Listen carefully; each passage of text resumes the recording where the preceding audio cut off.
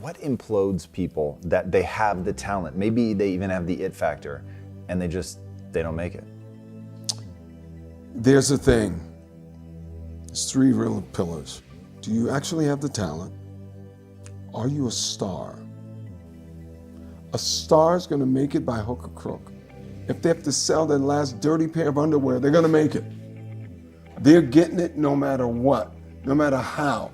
Where do I got to go? Where do I have to move? Who do I have to see? What do I got to do? I'm getting it. You ain't going to stop me. Nobody's stopping me. Stars have that ego. And that perseverance, that's what it really takes to make it. Do you really have what it takes to go through and look, I say to people all the time, one of the things that helped me the most, all the no's and the rejections that I got, because it made me get back up and go, okay, what I got to do?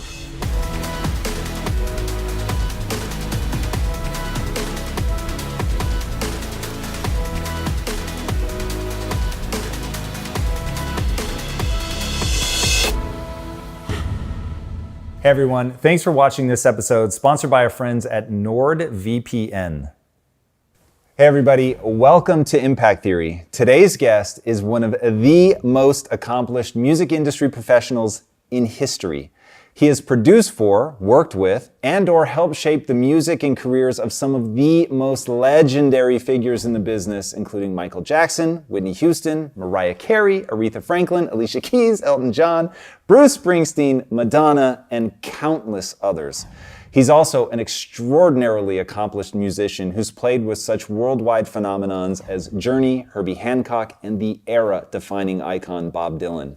That insane string of bona fides, however, was just his warm-up. The thing that took him from being famous and well-respected in the music industry to being a global brand and household name was his 12-year run as a judge on the ratings juggernaut American Idol. Showing the true depths of his versatility, his accomplishments extend behind the camera as well and even reach deeply into business. He was an executive producer on American Idol. He helped MTV develop and produce their own hit show, America's Best Dance Crew, and he even launched his own line of eyewear, which has continued to win in a very competitive marketplace for over half a dozen years. He's also an active philanthropist who served as a spokesperson for the American Heart Association's Heart of Diabetes campaign, and he even founded his own charity to help combat childhood obesity. So please, help me in welcoming the man who went from playing music in local clubs to becoming one of the most influential creators of our time, the big dog himself, Randy Jackson. What's up, brother? Tom. How you doing, man? Man, that was quite an intro, man. Dude, your life is crazy. Dude, that was quite an intro. I love that. I was sitting back like, is he talking about me or somebody else? Who is this guy? This guy sounds cool. Man, looking at your bio, it's nuts. Like if you only know you from American Idol, you really have only scratched the surface of what you've done. I mean, you've been at this game for a while, man. Well, it's funny you say that because, you know, Idol was such a juggernaut because it was on twice a week, right? So, and in the height of the show, it was seen by 60 million eyeballs a week. So people would talk to you and they had no idea, they didn't even care what you did before. They just only cared that you were on their screen in their home twice a week. And they would talk to me like they knew me. Yeah. And I'd be somewhere and they'd like, yeah, man, but what are you guys going to do with, I was like, what is this? 60 million people, man. Those are crazy numbers. Crazy numbers twice a week. Like that really begins to shape people. It's super fascinating. And the interesting thing for me, because I've gotten to know you a little bit personally, is when you walk in as Randy Jackson. And then you really get to know you and you're like, whoa. But when I leave, who do I leave as? As like a real dude. But here's what I find is super fucking interesting, man. You talk a lot about this, and this is like the real thrust of today's interview, I think. You talk a lot about the it factor. You have that same thing. Like there's something about you, your ability to see talent for sure, but also to be engaging, to like, you're easy to be around. I don't know, there's an it factor. It's really fucking fascinating to see. And I wonder how much of that is to see it, like you have to have a bit of it. Well, I think it's a bit that, Tom, honestly. And I think, look, the funny thing about me with Idol, about this kind of a show, I was an A&R guy. Kyle and I were A&R guys. So exactly what the show was about, that's what that's what we did for like 20 years. So we would find, discover, shape, develop talent. The show's about finding, shaping, discovering, selling, figuring out how to make talent work. But for me, it was even fivefold because I was that kid before I became the guy doing that. I was the kid in Louisiana, Baton Rouge, trying to make it, playing in bars. I must have played 1 million bars before I ever made $4. So I was that kid struggling, trying to figure out how to make it. How do I get people to pay attention to me? I remember we were on a tour, we were playing like Holiday Inns, and people would not even give us any attention in the bar. And we go like, okay, so what do we got to do to get people even turn around and look at us and notice that we're here? So all of that really helps to shape you and helps to show you that, okay, wait a minute. I need to do something compelling, interesting, and great for them to notice me. How do I get noticed? Yeah, it's really interesting. One of the most fascinating music industry stories, and you probably know a lot more about this than I do, but the Beatles in the German years. And it's like how you never hear about that, but it was like they were there for like a year or 18 months or something, playing 5 shows a week. I was like, that's an insane amount of practice. Well, cut to that. That's where First NSYNC and Backstreet broke. A band from America, put together in Florida, that's where they broke. First was in Germany. So Germany is a very interesting marketplace. It's like probably your second largest market in Europe. Wow. Yeah, which most people don't realize. What I like about the Beatles story is the grind of just like clocking the hours, putting in the time. You've talked about the Beatles really interestingly saying, hey, look, they didn't blow up because they were the cutest guys around. They didn't blow up because they were super charismatic. They weren't even the best musicians, but hot damn, did they write good songs. Well, that's the key. I mean, I talk to people all the time. There are new artists out there every day trying to make it, trying to figure it out. There are people still on the charts. People say to me, well, why didn't so-and-so fall from grace? What happened to them? I guess they didn't have compelling, great songs. So when you look at the Beatles and Motown, probably two of the most prolific writing catalogs ever in the history of recorded music. I mean, what did the Beatles have, like 70 number ones? This is unfathomable. So, I mean, most people are trying to have one in their lifetime. It's 70. And they just keep coming. So that in itself is what keeps you there. I want to go back to Baton Rouge. You're 13. You're sneaking out of the house. Right. You're playing in local clubs. What is the price of greatness? I have the chills. What's the price of greatness, man? Because what you've built in your own life, I'm sure that some percentage of it is you just have an eye for talent. You were born with it, you can hear it, whatever. But there's way more than that. And I want to know the way more part. Well, the way more part for me then was you're kind of young, dumb, and stupid, right? Hey. You have a desire, you have a passion, you want to be in music. The only way to play music is, for me, I wanted to learn from all the people that were older than me and better than me. Because people my age were doing the same thing I was doing. So for me, early on, it was about who's the best in town, who's doing this, where do people listen to music, where do they consume music, how do they consume the music? Let me go to the bars and the churches. I want to see that spirit take hold, take shape. And the bars were interesting for me because I wasn't supposed to be there.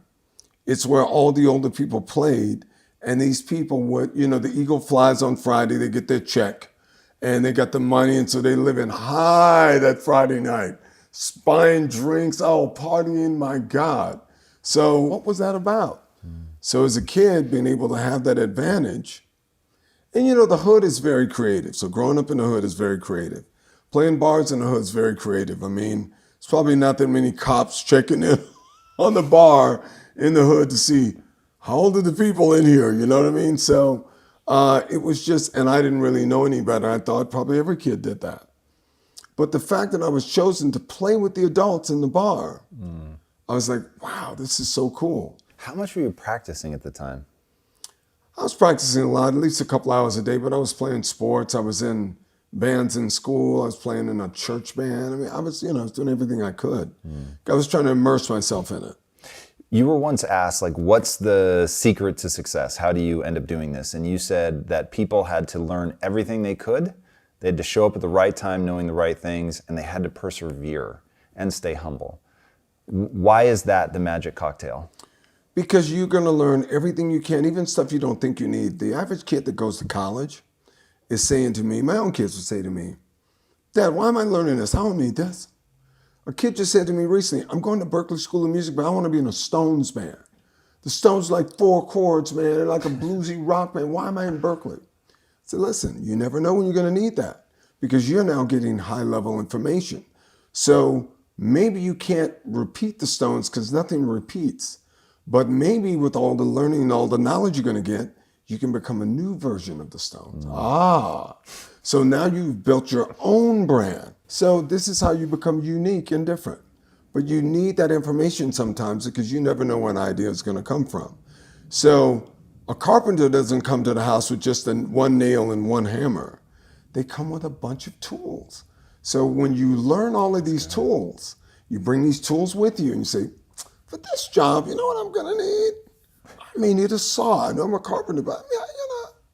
So that's what that's like. It's like apprenticeship. It's like becoming the best at what you say you're trying to do. So walk me through, you're young, you're playing with the adults. How do you push that ability? How do you start? Like, do you think, all right, this guy's the best and I'm going to try to keep up with him? Did you set insane challenges for yourself? I said, this guy's the best. I want to take lessons from this guy. I'm going to beg him to see if he'll show me. I'm a young kid playing with all the older guys, much, much older guys that are the best in town. I'm trying to keep up. I'm just happy that they're allowing me in the room, and they're also giving me drops and fruits of wisdom along the way. One of the greatest tidbits was, and I still use it every day today, one of these days, you're going to learn to want what you need as opposed to need what you want. Wow. So that applies to everything in life. Relationships, music, work, jobs, everything. What do I need to survive? What do I absolutely need? Because the want changes every hour. We want pizza today, tomorrow it's pasta, the next week it's sushi. Next day it's like we want onions with tomatoes. You're driving yourself crazy with this want thing. The average person buys a car and 6 months later, I should have gotten the blue one. Well, maybe I'll get a different color next time. Yeah, I feel the same. Now in my life, I feel the same thing with houses. You get a house, you go, it's cool, maybe a couple of years, I'm gonna move. So that want is never quite satisfied because it's a fleeting thought that's going on in your head and you just, it's also attached to sensationalism, which is king and queen of America. There's 80 million ads everywhere you turn and look, turn on TV, radio, whatever. So you got to be able to turn that noise off to get to what do I need? Talk to me about that as a process. How do people actually do that, especially now as it's escalating, it's getting worse? And this is Social media is the king of it. Yeah. It's everywhere. It's telling you who you should date, who you should marry. It tells you everything you should do. Tom needs a girl like this. So how do we turn it down? Well, I think you have to be able to turn off the noise. You have to be in a quiet place, and you just got to really get into yourself. One of my big things in life now, people actually have no idea who they are. So if you don't know who you are, and I know people 80 years old that don't know who they are. I know some 80-year-old boys that still haven't turned the corner to man. So if you don't know who you are, how can you know how to navigate your life? So one of my other phrases in life that I love now, this is your mission, Tom. Should you choose, you, Tom, nobody else, you choose, not your parents, not him, you choose to accept it. Do you know who you are and have you accepted that this is who I am? This is what I need.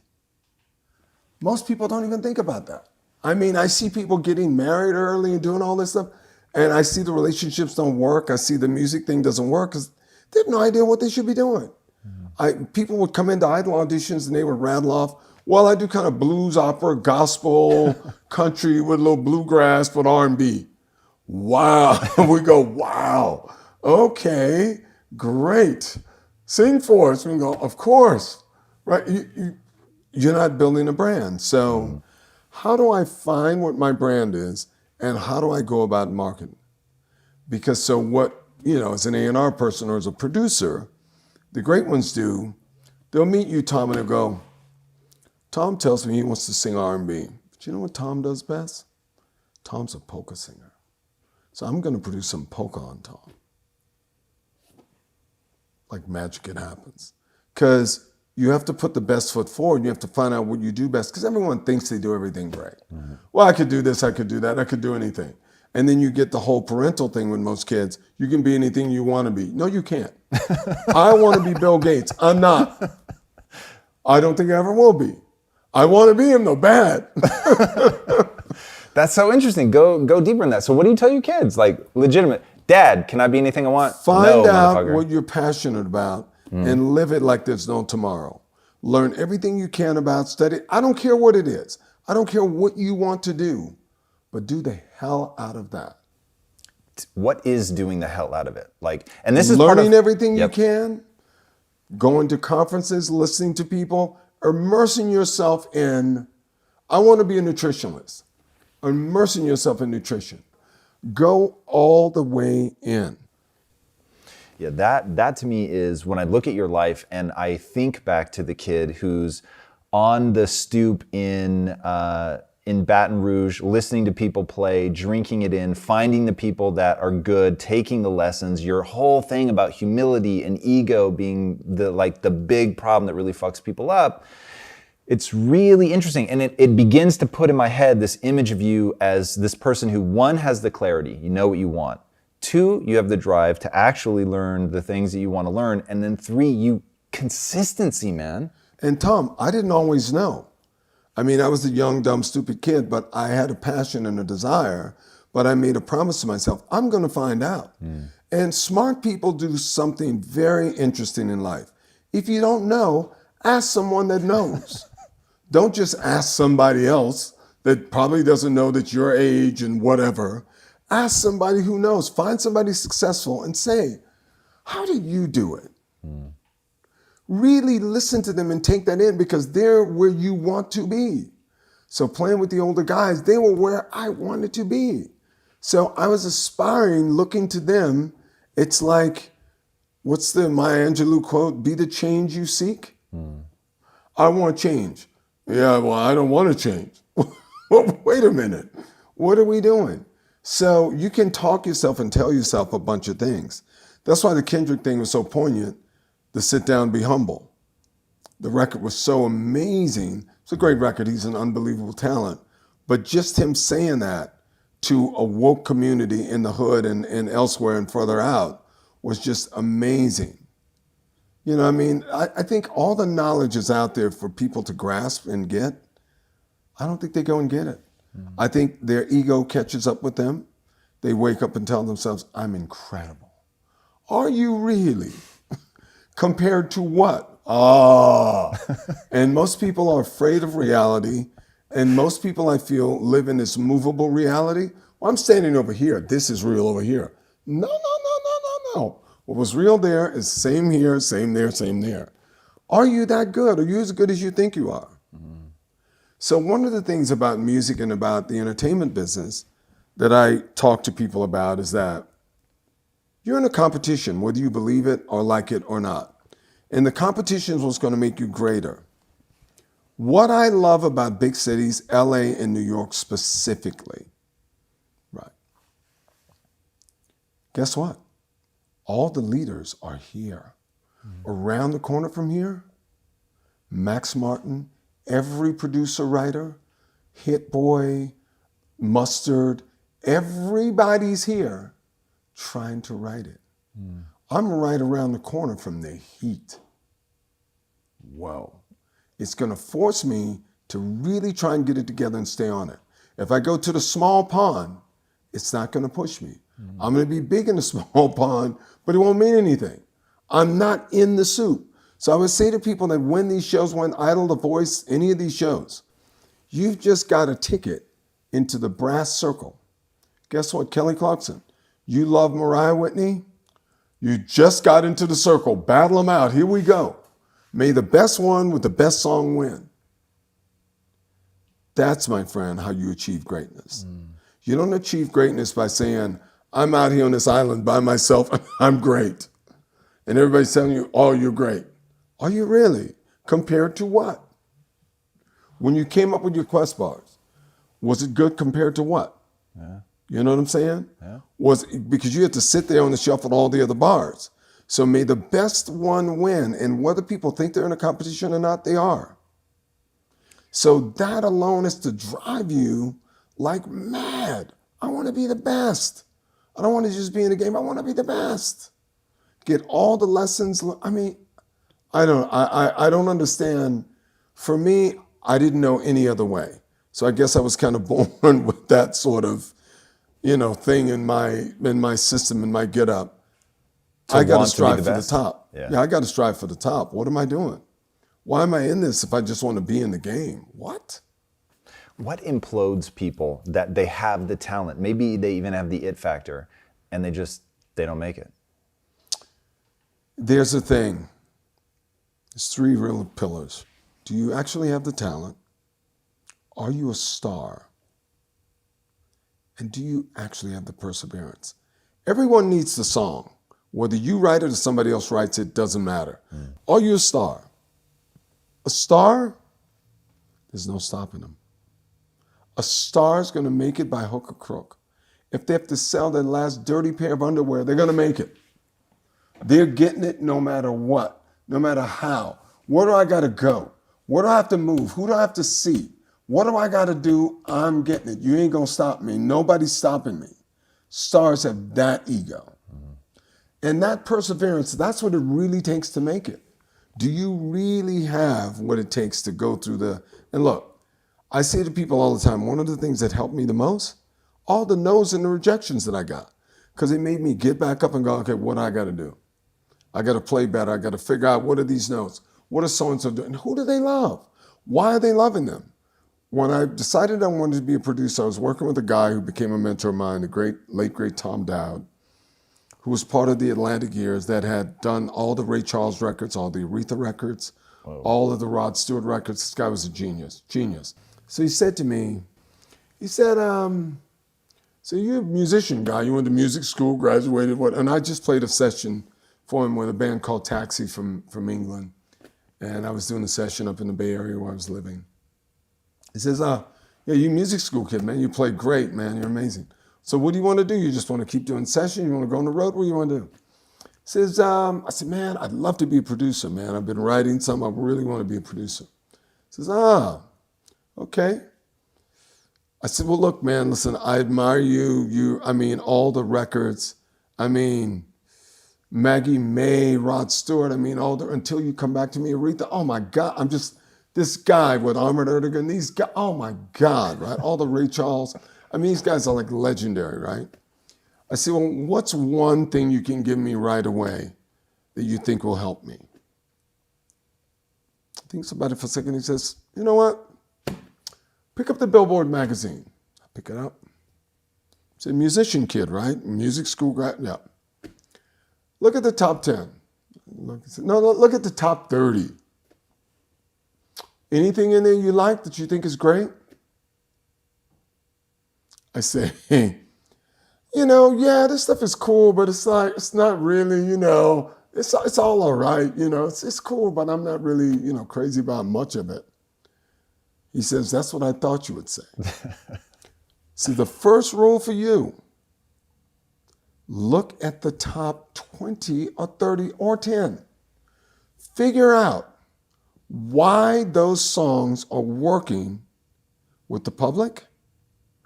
How do you get those things, those traits to work for your music? Because you are in a competition and you need to be on this chart. Number one, why do they love it? And he says, I don't care what kind of music it is. Why is that working? And how can you apply that to yours?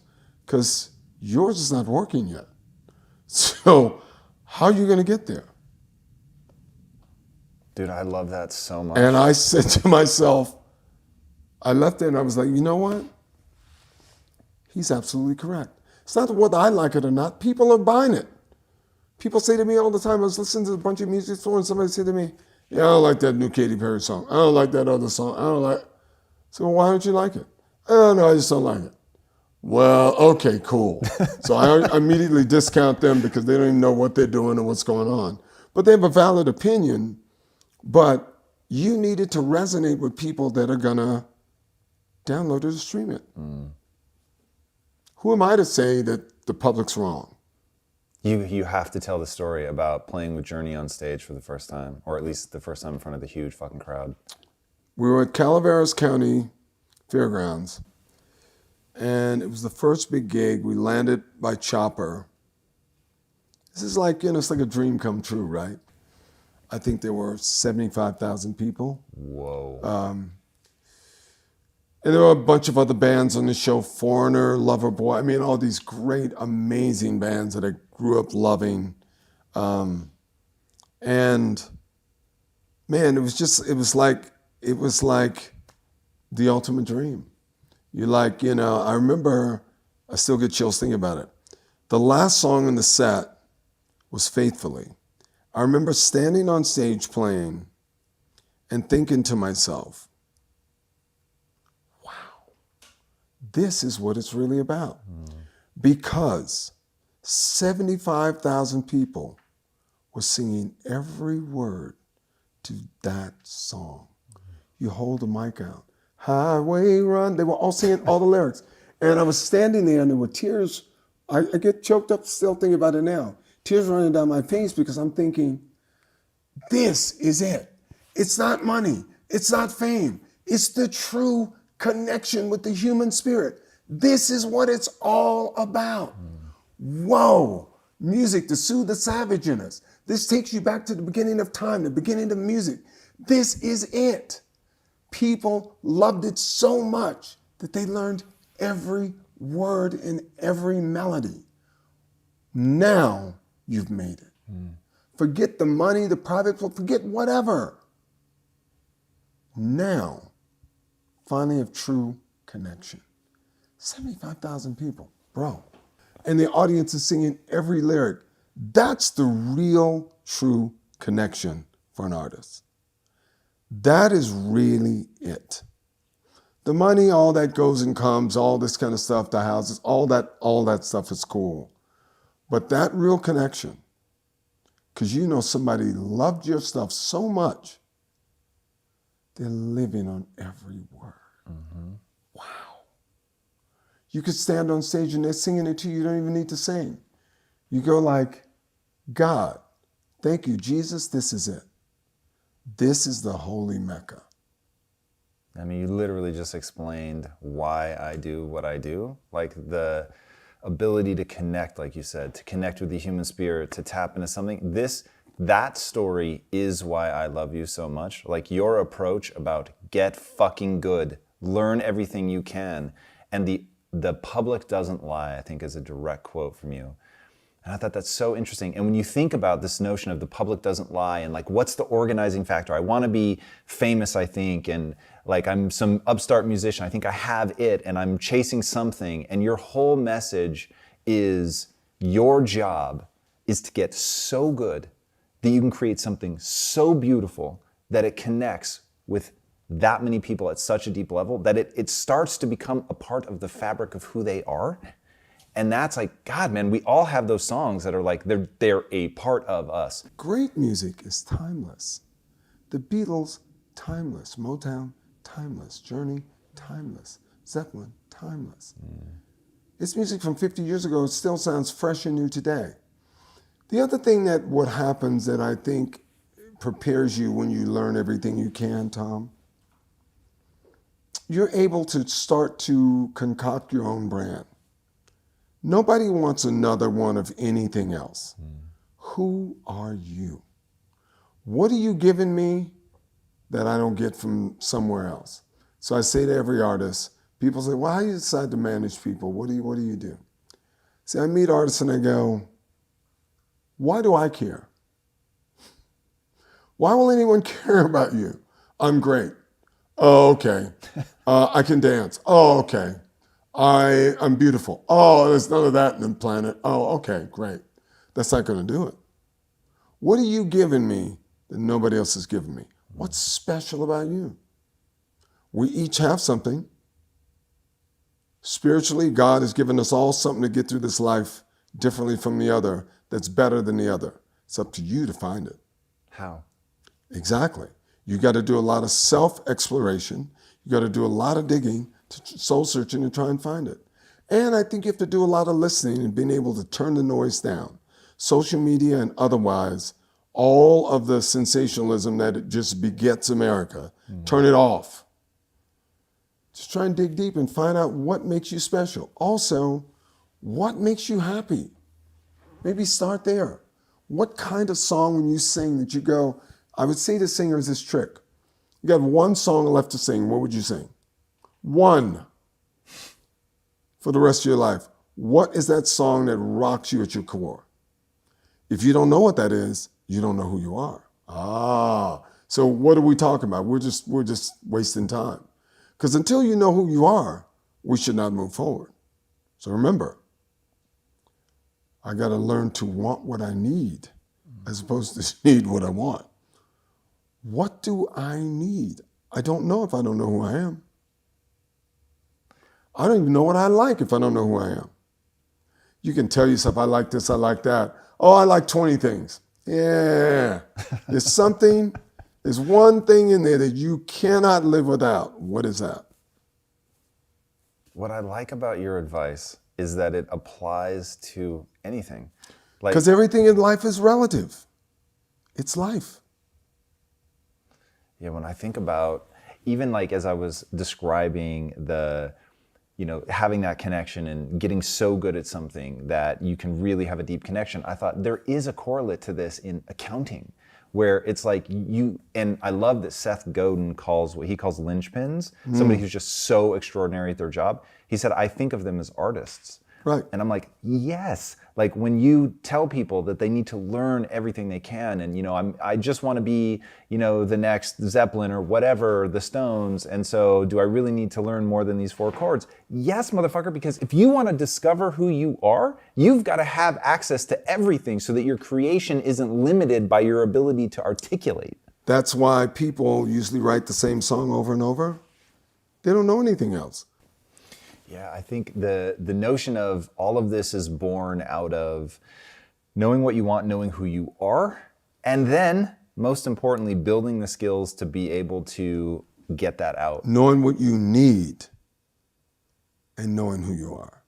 Because what you want is often, I don't think you're ever going to meet a music person that I want to be famous. And people now today, with the whole millennial Gen Z thing is I want to be famous now. Yeah. Somebody said to me the other day, I want to be signed in 3 months. Great. Just don't wait. Just sign today. Just go to a label and say, sign me now. And see what happens. Yeah. But even thinking about that, they're signing you on what basis? What do you have to show? What's your collateral? It's a bank. What do you have to show me? Well, I got a bunch of songs.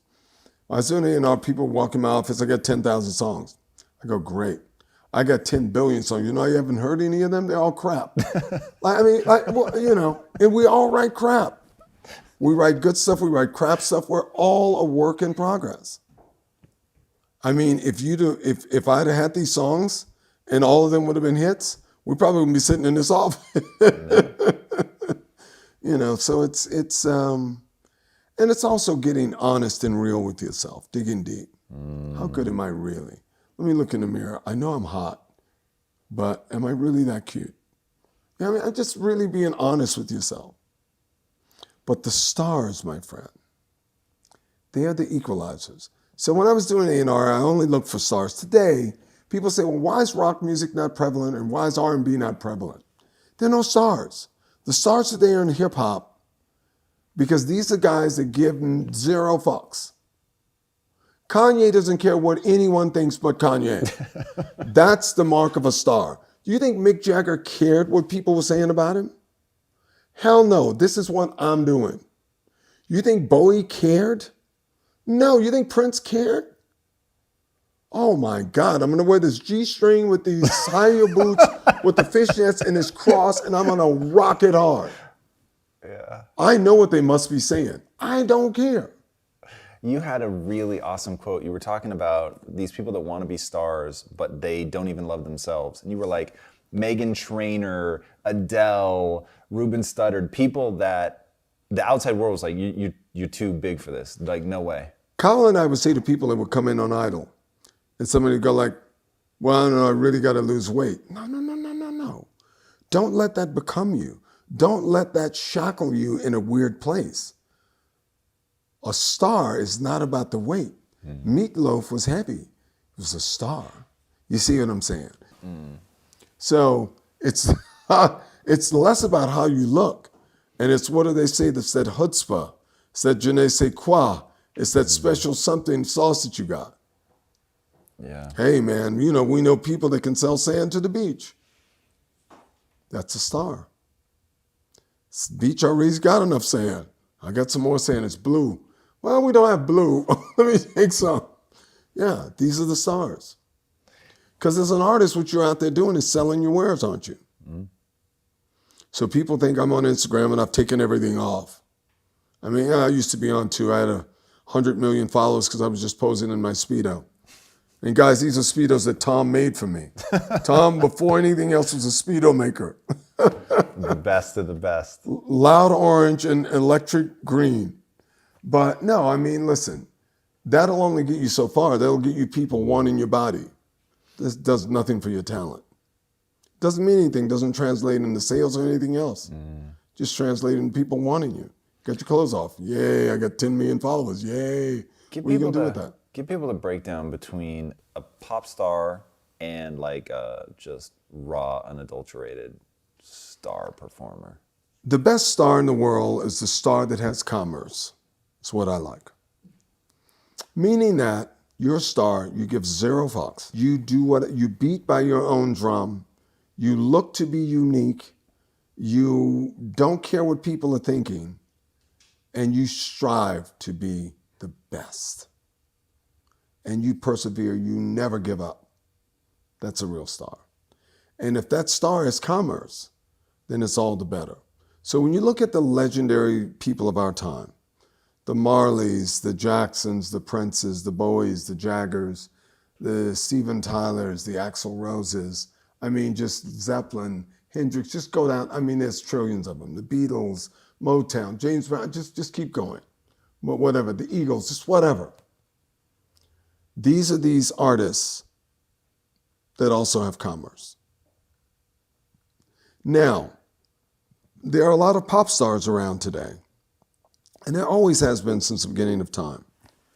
The pop star, somebody tells where to stand, what color to wear, what to do. It's almost programmed almost as if it's a robot. Successful, because success is really more about the song, but a career is about the song and the artist. The longevity is about the artist. Listen, everybody in this room, we could find a song and put it out under any kind of name, the Truggles, and it could maybe become a hit if the song is great. Because the public doesn't really care who's doing it. They just care about the song. But the real public cares about the song and the person. Hence, U2 doesn't have to put out another record and they could play stadiums. Wow. And their career's been going 25 years and counting. That's a career. That's a real star with commerce. So, you can become a pop star and you're just programmed to death, but that's only going to lead you so far.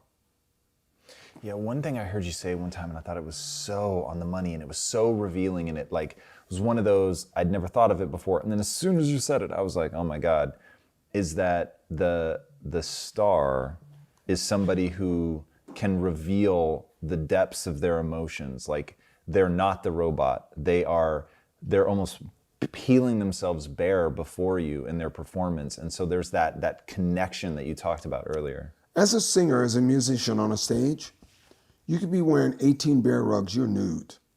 The public is picking you apart to shreds. His eyes are too close together. Her knees, she's knock-kneed. She's goofy and tall. Her teeth are crooked. I mean, I don't like his ears. They're too big for his body. I mean, they're ripping you to literal shreds. So you better have some stamina, and you better be able to take the heat or get out the kitchen, because they're coming for you. Guns blazing as hard as they can. I don't like him. I don't know something's weird about his hair. He's got a colic hair. I don't know, his nose is weird. I know he says 5 nose jobs and he needs another one. Whatever. They hate you before they're going to love you. The pop star can't take that. The artist can take that because you know what they're doing? They're saying, you know what? I'm going to sing my song. You're going to listen. You could hate me, but I'm not going away. I'm going to pour my lyrics out. I'm going to pour my heart out. I don't care what you see. Take all of me or nothing. That's the artist. How's your career lasted so long? I think, I try and reinvent all the time. I keep my mind open and my eyes open. And became more of a philanthropist. I got into managing chefs. I got into managing writer, producers, and artists. I got into doing more TV, developing TV shows, developing film. Got into selling products on my own with other people. I became interested in other things because when you're an artist, the great artist, Tony Bennett, one of the real greats, who still to this day at 90 whatever years old he is, will out-sing almost every pop star on the planet. He still gets up into his 2.5 hours, singing at the top of his lungs. Brilliant. Everyone should always go and see him. He's also a magnificent painter.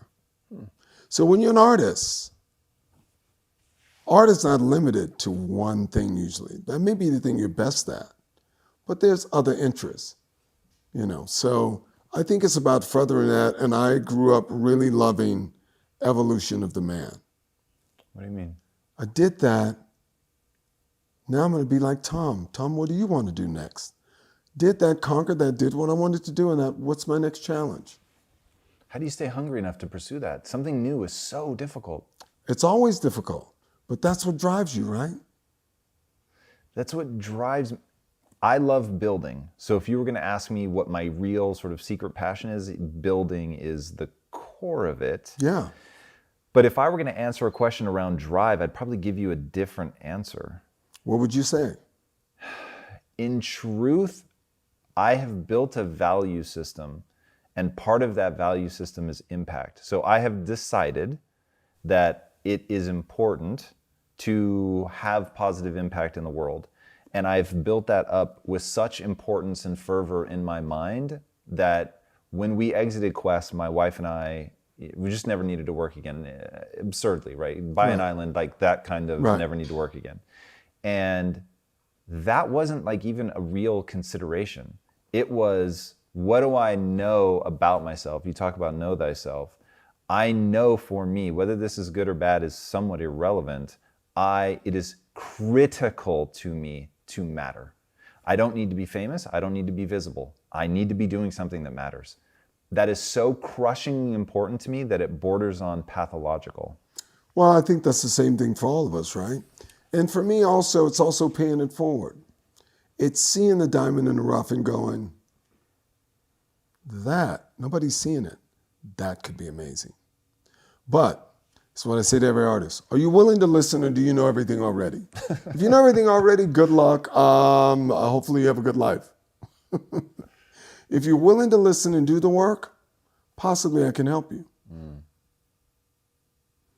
You have to be open and humble, still very compassionate, but being able to grow. Nobody's born with the whole thing. A ton of people helped me along the way. Sure, a ton of people help you along the way. For sure. So now you're doing that through your impact theory. I'm doing that through everything that I do. It's what we do. It's like not working is not an option. It's what I do. It's what I love. I love learning. I love exploring. I love teaching. It's what I do. Why are you so focused on helping kids? Because I think they have no real barrier of entry. When you're an adult, you have a bunch of options. You're an adult, you can work various jobs, you can do a ton of things, you can move cities, whatever. Kids don't have that option. They have their parents that love them, that want to see them do well, but they don't really know the business usually. So you need to, somebody needs to help. So it's one of those things. As I say, a lot of people helped me, man. They didn't have to. They saw something in me, I'm not even sure at the time I saw it myself. But the fact that they could see it, I mean, look, playing in those bars with the older guys, what in the hell I didn't do? I'm like, what? Dude, what was I doing in there, man? Like, I don't even know, man. I don't even know what that was. You know what I'm saying? Like, I mean, you feel me? Like, I mean, what am I? I'm like 13. These guys are like 40 some. They're great. Like, I mean, I thought I was pretty good, but I didn't know, you know. But yeah, I mean, but seeing how they connected with the music and just sitting there firsthand with them was just so golden. Seeing how people would get up and dance, how the music makes them move. And you feel like an example to me of when somebody really finds what they want to do, what makes them come alive, and they just went all in. And that's like my real secret hope for people, is that they can create that in their life, that they can build into their life something that they love the way that you love music. But I love that your message always comes back to learning, hard work, perseverance, get after it. It's not like, oh, I was born with this and that was that. not enough. It's not enough. And you're in a competition, whether you want to believe it or not. You are. You're being judged. People judge you. We say, as an artist is climbing to the top, everyone's cheering them along like it's the Rocky story. The butcher's going to beat the champ. Yeah, go, go, go. Once you get to the top, oh yeah, he sucks.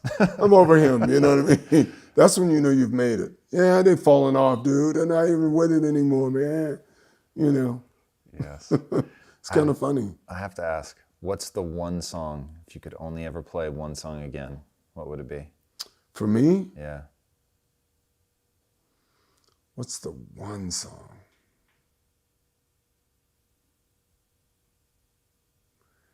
Funnily enough, one of my favorite songs in life. I have about 4 or 5 favorites, because Let It Be just popped in my head. That's one of my favorites too, but Pure Imagination from Willy Wonka and the Chocolate Factory. Whoa. The melody and the chords are just so next level. The theory of it and the joy and the happiness that it brings, though. Pure imagination. The melody's so every time I hear it, it makes me feel happy. I love that. Yeah. It's just an amazing piece of music.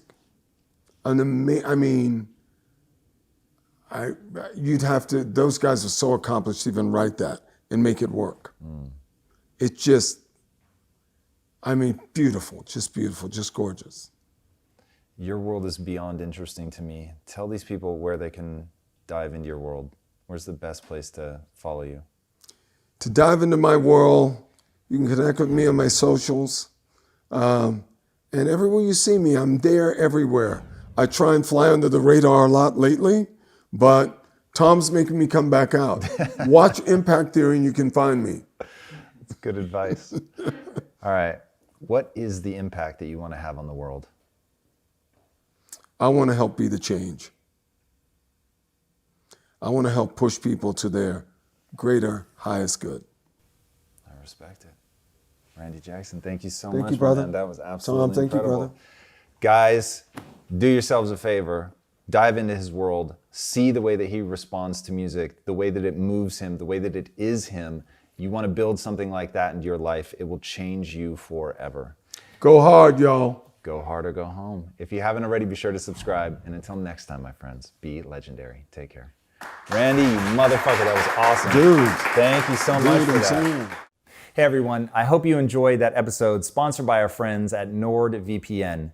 NordVPN is an awesome personal virtual private network service provider. It secures your computer's internet connection to guarantee that all of the data you're sending and receiving is encrypted and secured safely.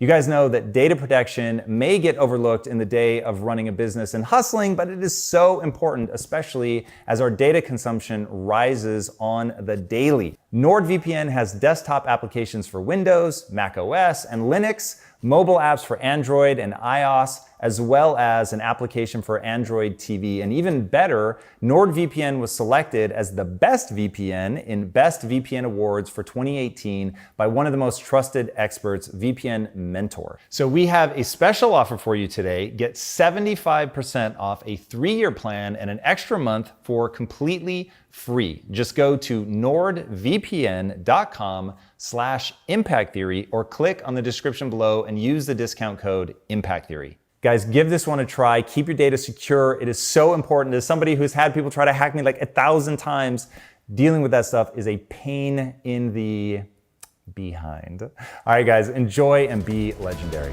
Take care. Our definition of success too often is whoever has the most toys wins. Whoever is the most poppin' wins. Whoever has the most likes on Instagram wins. And I think we have to change our definition of success. For me, success is doing what you love for a living.